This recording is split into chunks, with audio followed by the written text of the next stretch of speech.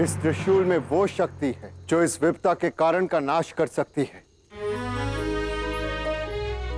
जो नकारात्मक ऊर्जा सृष्टि का अंत करने की चेष्टा कर रही है, ये त्रिशूल उसका अंत कर सकता है। किंतु जो इस त्रिशूल को धारण करते हैं, उन्होंने इस त्रिशूल का और समस्त संसार का त्याग कर दिया। जो मेरे आराध्य हैं। क्या इस त्रिशूल में इतनी शक्ति है कि सृष्टि के विनाश को रोक सकता है, प्रलय को रोक सकता है? हाँ, इस त्रिशूल के 3 शूल उन 3 गुणों का प्रतीक है जिससे सृष्टि बनी है। सत्व, तमस और रजस्व। इसकी रचना उस उद्देश्य के लिए ही हुई है जब जब अधर्म और पाप अपनी मर्यादा की सीमा लांघेगा, तब तब ये त्रिशूल उनका अंत करेगा, सृष्टि के 3 गुणों में संतुलन स्थापित करेगा। किंतु अब मेरे आराध्य ने इस त्रिशूल को त्याग दिया है और वैराग्य का पथ अपना लिया है।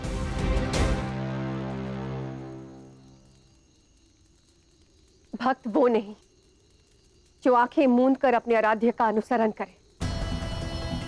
भक्त वो होता है जो अपने आराध्य से ये पूछे कि क्या उचित है और क्या अनुचित।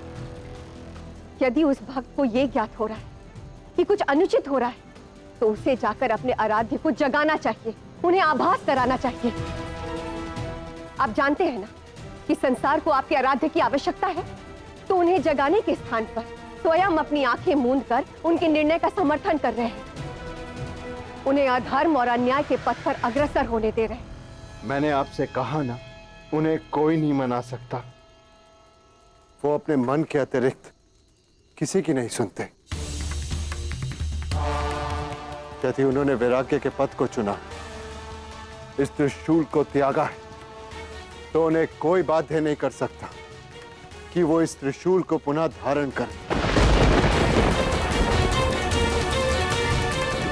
इसलिए मेरी आपसे विनती है कि आप शीघ्र अति शीघ्र इस सत्य को स्वीकार कर लें।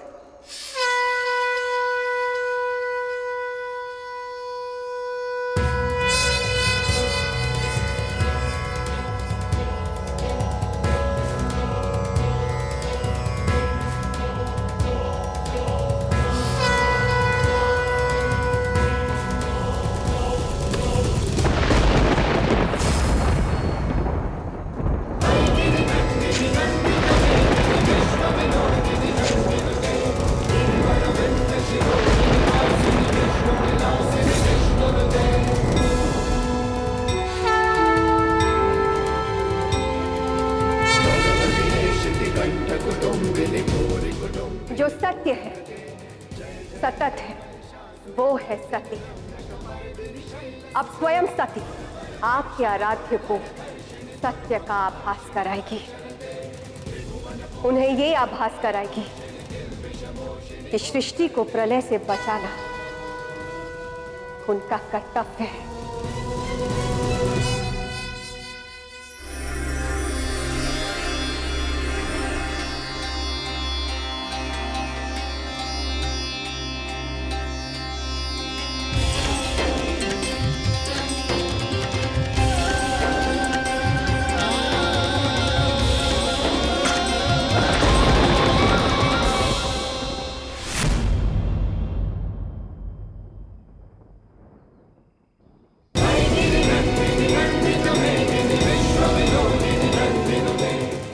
आपके इस वैराग्य को इस सृष्टि के अंत का कारण नहीं बनने दूंगी।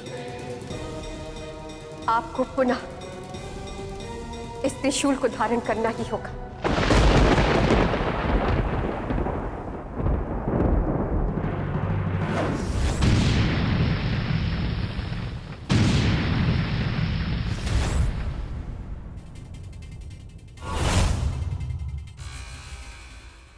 तुम ये युद्ध करने की भूल कर रहे हो इंद्र, जिसमें तुम्हारी पराजय निश्चित है। देखो अपने आसपास, मेरा एक एक असुर तुम्हारे कितने देवताओं पर भारी पड़ रहा है। असुरों की बैकुंठ पर विजय निश्चित है, अपनी पराजय स्वीकार कर लो इंद्र। यदि आत्मसमर्पण कर दिया तो कदाचित मैं तुम्हें सृष्टि के किसी कोने में जीवित रहने दूं। बजरंग, अपनी इस शक्ति पर अभिमान करने से पूर्व स्मरण करो, तुम सब असुरों का अस्तित्व देवी की शक्ति की कृपा से है और मुझे देवराज इंद्र को उस मां की शक्ति और कृपा पे पूर्ण विश्वास है कि वो धर्म के इस युद्ध में अधर्म का साथ कदापि नहीं देगी। वैरागी होने का ये अर्थ नहीं कि व्यक्ति अपने कर्म से विमुख हो जाए, बल्कि वैराग्य भाव से किया गया हर कर्म आध्यात्म का चरम शिखर होता है। धारण कीजिए इस त्रिशूल को और अपने कर्म पथ पर अग्रसर हो जाइए। अंत कर दीजिए इस पाप का। अधर्म पर धर्म की स्थापना कीजिए। सृष्टि पर आए हुए प्रलय को नष्ट कीजिए। इन निर्दोषों की पीड़ा का अंत कीजिए जो अपने तारनहार की शरण में आए हैं। इन निर्दोषों को आपसे बहुत सारी अपेक्षाएं, कृपया करके इनकी आस्था की डोर को टूटने मत दीजिए। मैं किसी का तारणहार नहीं। आप सहायता के लिए किसी और के पास जाइए, क्योंकि शव किसी की सहायता नहीं कर सकता।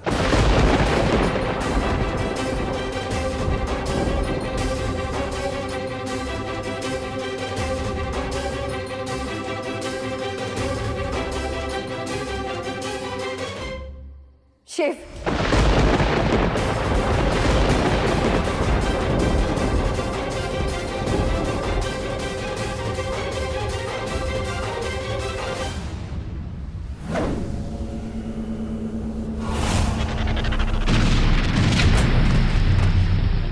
मैं तुम्हारा अंत करके वैकुंठ जीतूंगा।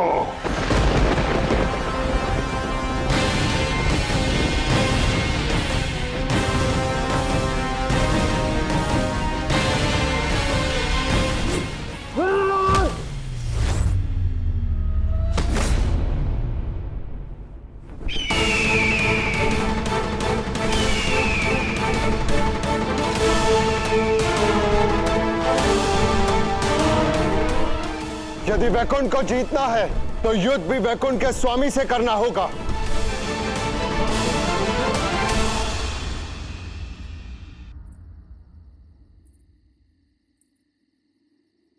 ये केवल एक त्रिशूल नहीं है, बल्कि उस व्यक्ति की आस्था का प्रतीक है जिसने आपको इसे धारण करने के योग्य बनाया, सशक्त बनाया। मैं ही वो शक्ति हूं जिसने आप तीनों को उत्पन्न किया है। देवी आदि पराशक्ति उस राग का प्रतीक है जो अब भी कहीं ना कहीं आपके इस वैराग्य अंग में है। ये है इस डमरू की आकृति। इसका ना तो कोई अंत है ना आरंभ। ये अनंत है, बिल्कुल हमारे संबंध की भांति। जिस प्रकार ये हंसों का जोड़ा शिव और शक्ति का प्रतिरूप है, उसी प्रकार ये डमरू हमारे संबंध का, उस संबंध का जो प्रत्येक कठिनाई और बाधा से लड़ने की शक्ति रखता है। और इन सब प्रतीकों से ऊपर इस सृष्टि में आपका अस्तित्व और आपका उद्देश्य। यदि आपके मन में कभी भी किसी के लिए भी कोई राग था, कोई भाव था, तो धारण कीजिए इस त्रिशूल को, क्योंकि वो कभी नहीं चाहेगा इस सृष्टि से आपके उद्देश्य और आपका कर्म विमुख हो जाए और शिव शव बन जाए। वो ये कभी नहीं चाहेगा कि आप कुछ ऐसा चयन करें जिससे आपके अस्तित्व का हनन हो जाए। शिव का ये क्रोध शक्ति के लिए आपके अनंत प्रेम का ही प्रतीक है। हम पुनः मिलेंगे देव, यही हमारी नियति है। आपकी स्मृति भी लौटेगी और आपकी शक्ति भी।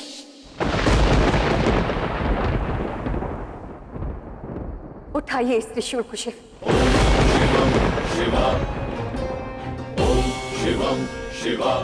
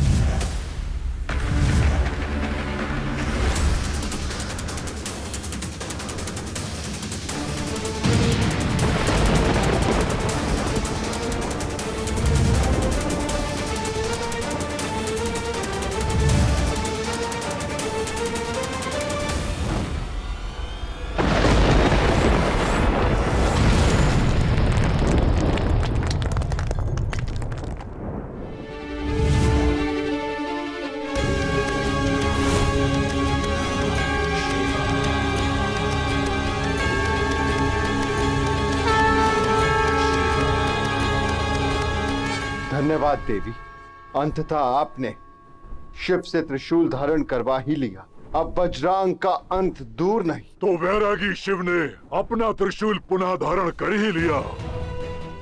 आओ आगे बढ़ो, मुझे मारने की व्यर्थ चेष्टा करो। मैं भी तो देखूं शिव के इस त्रिशूल में क्या इतनी क्षमता है। बिना शक्ति के मुझे मार पाएंगे?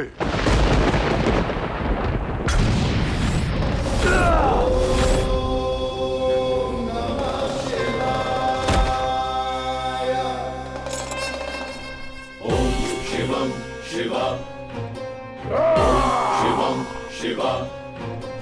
यक्ष स्वरूपाय जटाधराय श्रीनाथहस्ताय सनातनाय ओम नमः शिवाय। यक्ष स्वरूपाय जटाधराय श्रीनाथहस्ताय सनातनाय दिव्याय देवाय दिगंबराय तस्मै यकाराय नमः। महादेव की महादेव की महादेव की।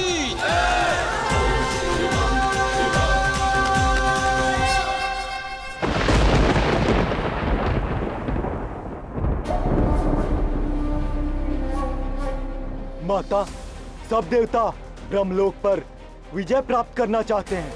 वो सभी यहीं आ रहे हैं।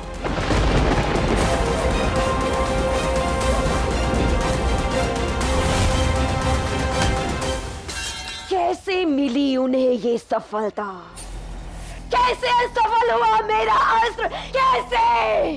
जिसकी मृत्यु शिव और शक्ति के मिले बिना असंभव थी, वो यहाँ निर्जीव अवस्था में पड़ा है। कैसे?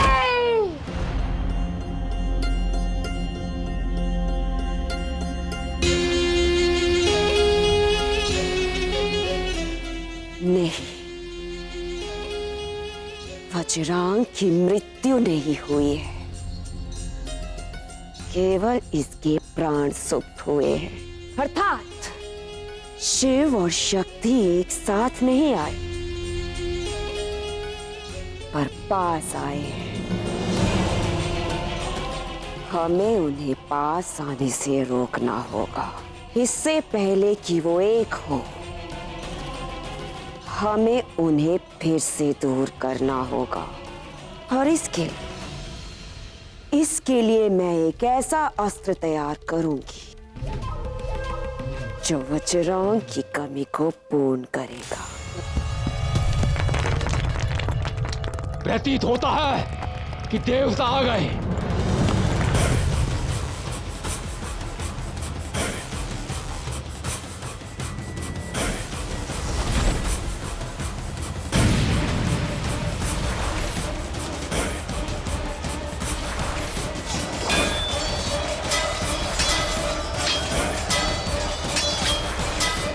वज्रांग के बिना हम उन देवताओं से ना ही ब्रह्मलोक बचा पाएंगे और ना ही स्वर्ग। हमारे पास इतना बल नहीं है माता। बल से नहीं, हमें ये युद्ध अब छल से जीतना होगा।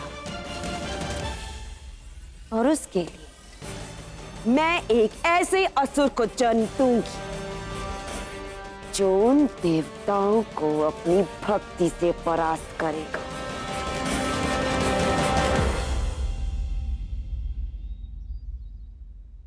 आपकी प्रतीक्षा का अंत होने को है देवी।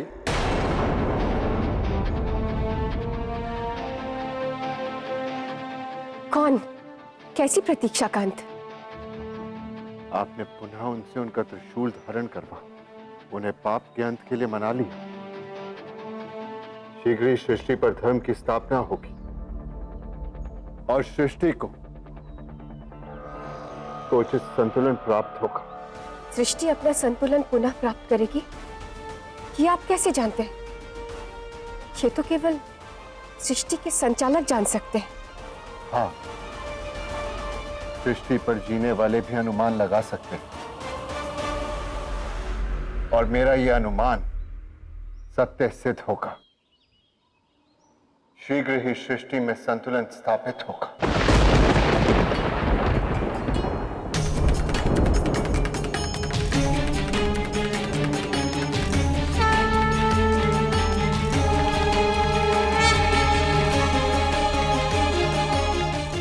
आपका अनुमान सही है। सृष्टि पर पुनः संतुलन ठीक हो रहा है, परंतु पता नहीं क्यों मुझे अब भी ऐसा प्रतीत हो रहा है जैसे कुछ अधूरा है। अब भी बहुत कुछ होना शेष है।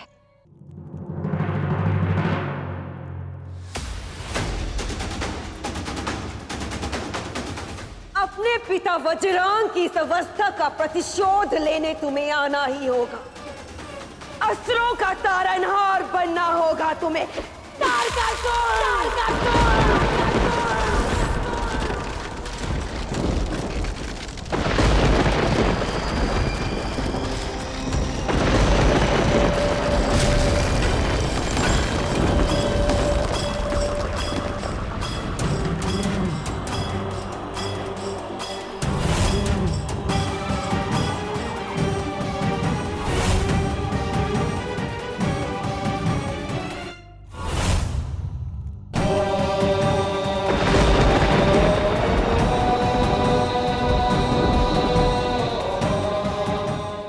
माते, मैं अपने पिता की इस अवस्था का प्रतिशोध लेकर रहूंगा।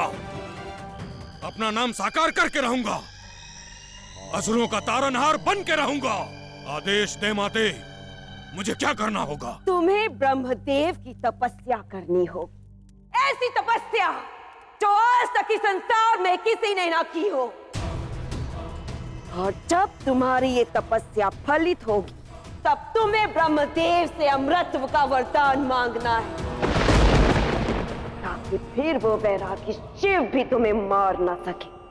आज्ञा माते, मैं अभी इसी क्षण अपनी तपस्या आरंभ करता हूँ।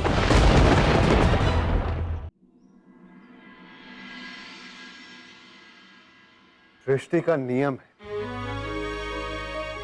उचित सामंजस्य स्थापित करने के लिए धर्म अधर्म पाप पुण्य सदैव साथ साथ रहते हैं और शिव इस संतुलन को इसलिए स्थापित कर पाए क्योंकि आपने उनके अस्तित्व और वास्तविक उद्देश्य का स्मरण करवाए, उन्हें पुनः उनकी दिव्यता का भान करवाए और इसके लिए मैं आपको नमन करता हूं।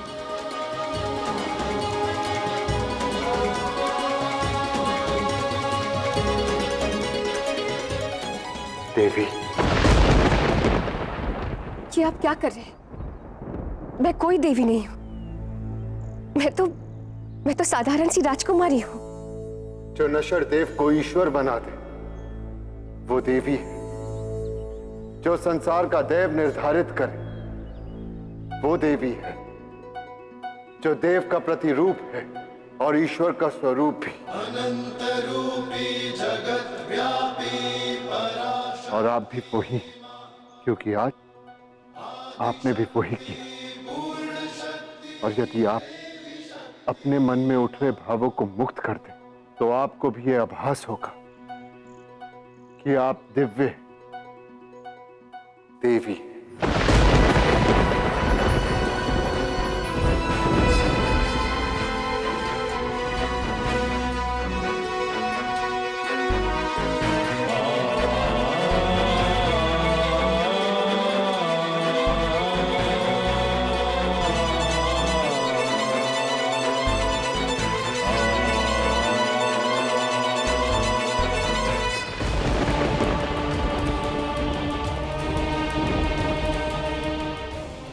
ये है इस डमरू की आकृति। इसका ना तो कोई अंत है ना आरंभ। ये अनंत है, बिल्कुल हमारे संबंध की भांति। मुझे जाना होगा देव, भक्त की पुकार है।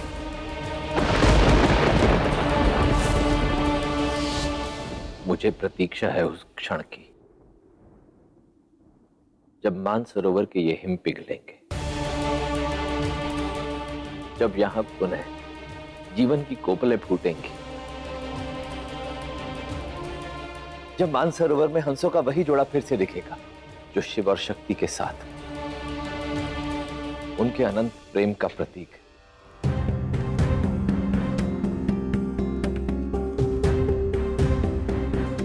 सती, पिताश्री ने तुम्हारे सम्मान में इतनी बड़ी और भव्य सभा का आयोजन किया है और तुम हो कि यहाँ विचारों में खोई हुई हो। ऐसा भी क्या सोच रही हो? स्वयं को वैरागी कहते हैं आप, परंतु अब भी आप इस पलाश के पुष्प से लगाव रखते हैं। सती,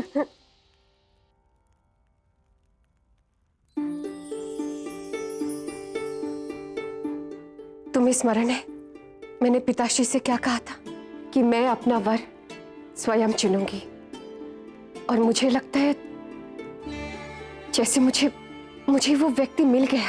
सच? किंतु तुम इतना चिंतित क्यों हो? क्योंकि मुझे ये नहीं पता कि पिताश्री मेरी भावनाओं को समझेंगे या नहीं। कदाचित वो ये ना समझ पाए कि मुझे ऐसा क्यों लग रहा है कि मेरे लिए उनसे योग्य और कोई नहीं।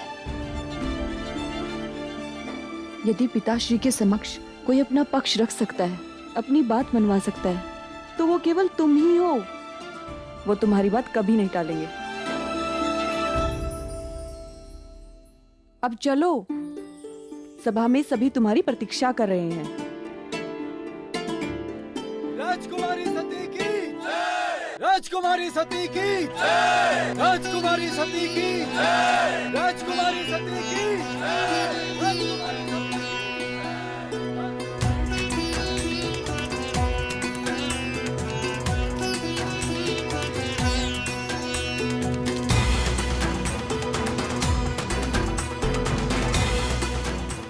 आयुष्मान भव।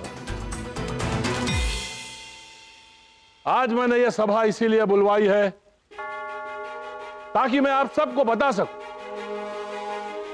कि मुझे अपनी पुत्री सती पर गर्व है। एक पिता होने के नाते नहीं, अपितु प्रजापति दक्ष होने के नाते भी इसने हमारा सर गर्व से ऊंचा कर दिया है। आज सती ने हमारे राज्य और समूची सृष्टि में फैलने वाली भयंकर महामारी की समस्या से निदान बड़ी ही दक्षता पूर्वक किया। इसलिए आज से संसार सती को दक्षाणी सती के नाम से जानेगी। दक्षिणी सती की जय! दक्षिणी सती की जय! दक्षिणी सती की जय! उत्तम, अति उत्तम।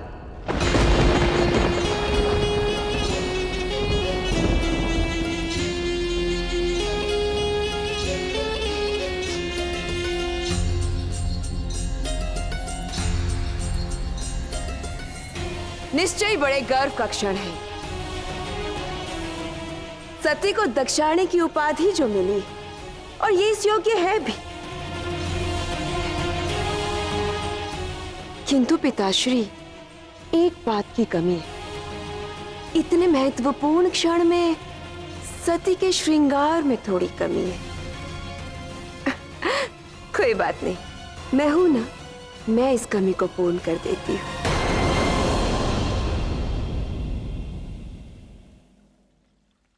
ये लीजिए।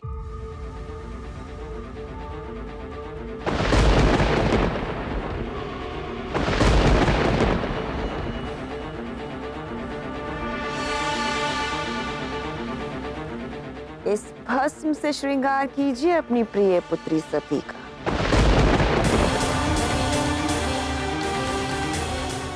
बेटी, व्यर्थ की बातें मत करो।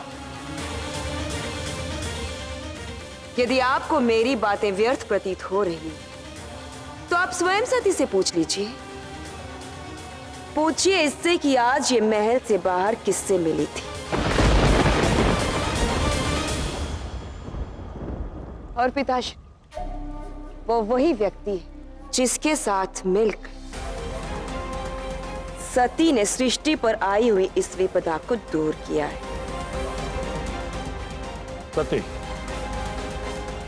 कौन था वो?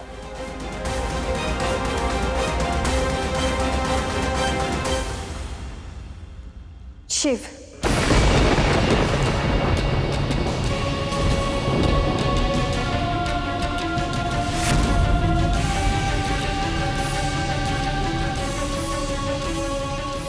अब मेरा कार्य स्वयं पिताश्री करेंगे।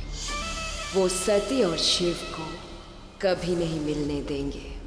सती, यह पहला और अंतिम अवसर है जो तुम्हारे मुख से उस कपाली शिव का नाम निकला। यदि तुम अपने पिता का सम्मान करती हो तो अब से ना उस शिव से कभी मिलोगी, ना ही उसका नाम कभी लोगी। सब कुछ मेरी मंशा के अनुरूप ही हो रहा है। अब जैसे ही तारकासुर की तपस्या पूर्ण होगी, मैं अपनी अगली चाल चल दूंगी और मुझे विश्वास है कि वो भी सफल होगी। ओम ब्रह्मदेवाय नमः।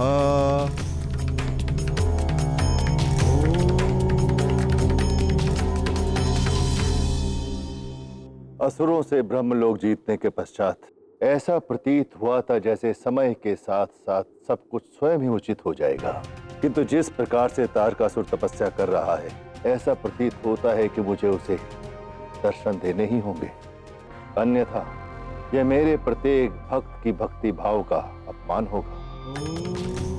ओम ब्रह्मदेवाय नमः। तारकासुर की तपस्या पूर्ण होने से पूर्व शिव और शक्ति को पुनः एक होना ही होगा, अन्यथा आपसे वरदान पाकर तारकासुर वज्रंग से भी अधिक उत्पात मचाएगा, सृष्टि का अस्तित्व संकट में आ जाएगा। किंतु अब तो शिव का सती के पास जाना या उनसे संपर्क साधना और भी कठिन होगा। पिताश्री, आपने मुझे दक्षानी की उपाधि देकर सम्मानित किया है, क्योंकि आप मुझ में अपनी छवि देखते हैं। आपको विश्वास है कि मुझ में उचित और अनुचित की समझ है। परंतु पिताश्री, शिव को लेकर हम दोनों की भावनाएं इतनी विपरीत क्यों है? मेरे पूरे जीवन में मैंने आज तक कभी भी शिव का नाम नहीं सुना, यहाँ तक कि उनके विषय में भी मैं अज्ञात थी। परंतु आज मुझे उनके बारे में सब कुछ पता चल गया कि उनकी उपाधि कितनी ऊंची है। यदि ब्रह्मदेव सृष्टि के रचयिता है, विष्णु संचालक, तो शिव संहारक है। उन्हीं के कारण सृष्टि के सृजन का चक्र पूर्ण होता है। यहाँ तक कि उन्हीं की त्रिशूल ने सृष्टि को प्रलय से बचाया है। इतने शक्तिशाली होने के पश्चात भी उनमें लेश मात्र भी अहंकार नहीं है, बल्कि उन्होंने सांसारिक मोह माया त्याग कर वैराग्य का जीवन धारण कर लिया है। लोग उन्हें पूछते, उन्हें आराध्य कहकर पुकारते हैं, उनकी आराधना करते हैं, उनकी शरण में जाते हैं, उनका गुणगान करते हैं। परंतु आप पिताश्री, आप उनसे इतनी घृणा करते हैं कि अपने राज्य में उनकी आराधना तो दूर, उनके नाम लेने पर भी प्रतिबंध लगा रखा है। पिताश्री, हमारे राज्य में ऐसा कोई भी स्थान नहीं जहां शिव का वास हो, जबकि शिव का स्थान तो अध्यात्म और दिव्यता का स्थान है। अर्थात तुम वहां गई थी जहां वो कपाली शिव वास करता है। हाँ, मैं वहां गई थी।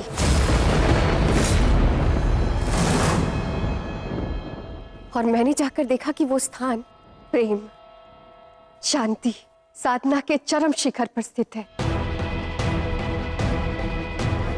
पिताश्री, वो स्थान तो सकारात्मक ऊर्जा का केंद्र है, जहां बिना किसी भेदभाव के सबका स्वागत होता है।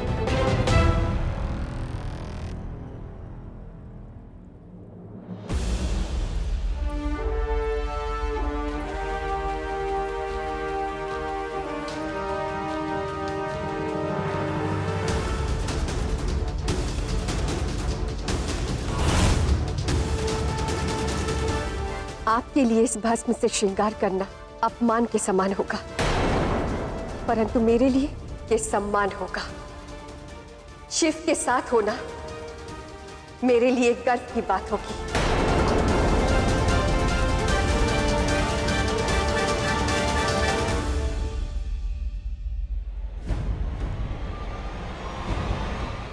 सदैव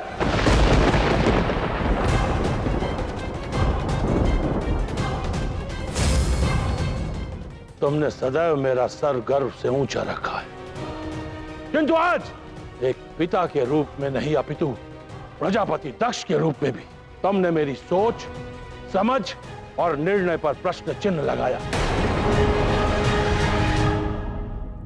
यदि तुम्हें अब भी लगता है मेरा निर्णय गलत और उस कपाली शिव का निर्णय सही है, तो मुझे एक कार्य करना होगा।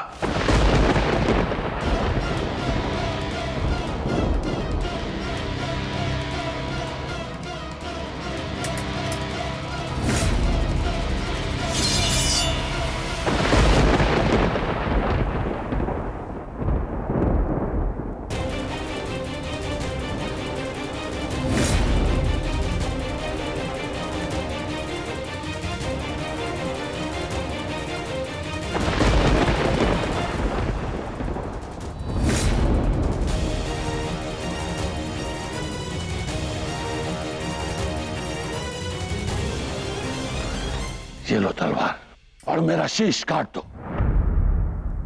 फिर तुम और वो शिव एक ही पाप के भागी बन जाओगे, क्योंकि उस शिव ने भी भरी सभा में तुम्हारे दादाश्री का पंचम शीश काटा था।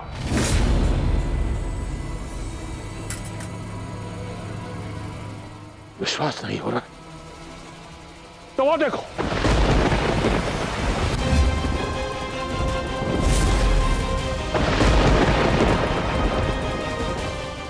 और जिस त्रिशूल को तुम सृष्टि का संरक्षक मानती हो, वही त्रिशूल सृष्टि के रचयिता के रक्त से रंजित।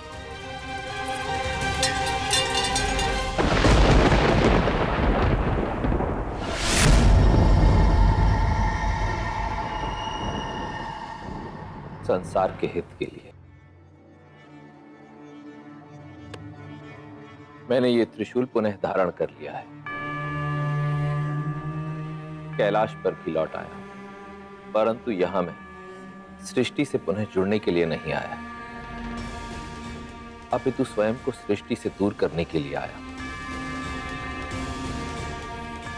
मैंने साधना में लीन होने का निर्णय लिया है, ताकि अपने जीवन के उस सत्य की प्रतीक्षा कर सकूं जो शाश्वत,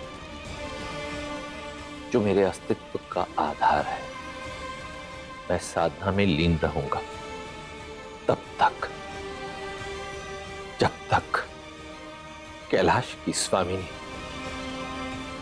मेरी देवी पुनः लौट नहीं आती। मां, मुझे शिव से मिलना ही होगा। मुझे ये जानना है क्यों उन्होंने परमपिता ब्रह्मदेव के 5वें शीश को काटा। सती, मैं तुम्हारी मनोस्थिति समझ सकती हूँ, किंतु इस संदर्भ में तुम जितना अधिक सोचोगी उतनी ही अधिक तुम्हें पीड़ा होगी। माँ, आप जानती है ना कि पिताश्री ने मेरा नाम सती रखा है, और सती का अर्थ है जो सत्य है वो सतत है। माँ, यदि पिताश्री की बातें सत्य है कि शिव ने अहंकार में चूर होकर ब्रह्मदेव के 5वें शीश को काटा था, तो मैं वचन देती हूं कि मैं शिव को कभी नहीं देखूंगी। परंतु उससे पूर्व मां, मुझे शिव का सत्य भी जानना आवश्यक है। ठीक है सती, किंतु मुझे वचन दो, परिणाम चाहे जो भी हो, शिव से मिलने के बाद तुम अवश्य यहां लौटोगी।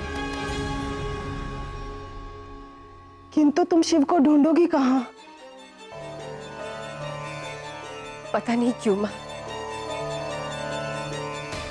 मुझे ऐसा लगता है जैसे एक स्थान है जहां शिव अवश्य होंगे, और ऐसा आभास हो रहा है जैसे वो स्वयं मुझे पुकार रहे हैं। कौन सा स्थान? कैलाश।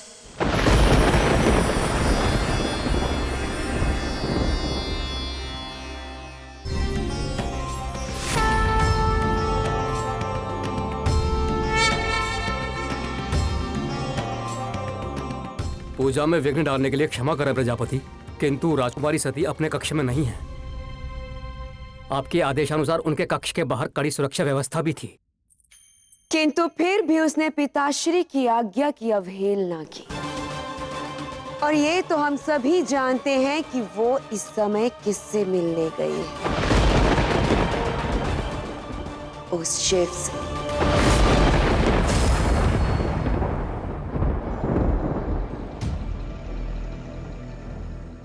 आज से पहले ऐसा कभी नहीं हुआ कि मैंने अपने पिता की आज्ञा का उल्लंघन करके अपने घर की चौखट पार की हो, केवल इसलिए ताकि मैं कैलाश की चौखट पार करके आपके पास आ सकूं। शिव, अब जब मैं यहां से जाऊंगी तो या तो लौटकर कभी वापस नहीं आऊंगी, या तो स्वयं को आपके प्रेम में समर्पित कर जाऊंगी।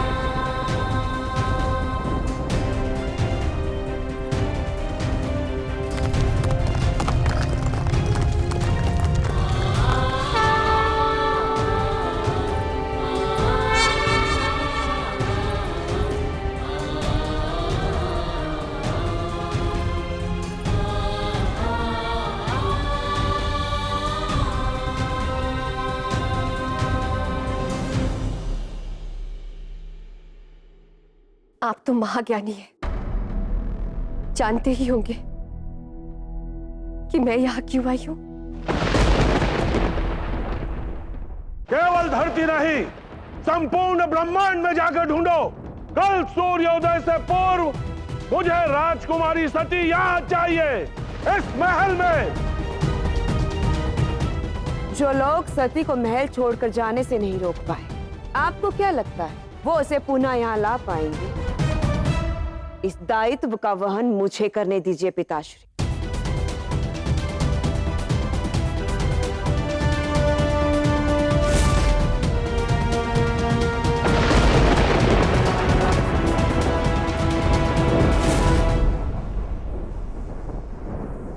वीरतासुर, दैत्य माता दिति तुम्हारा आह्वान करती है।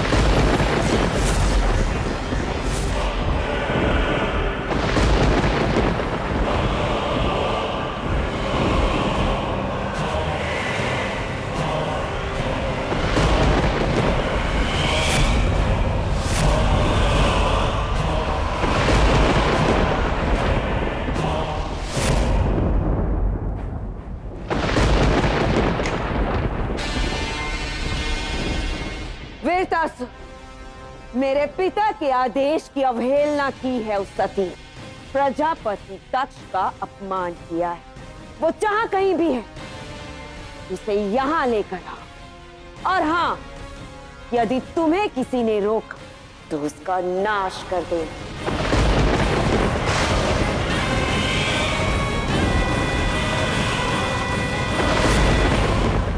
मैं जानता हूं कि तुम यहां क्यों आए हो,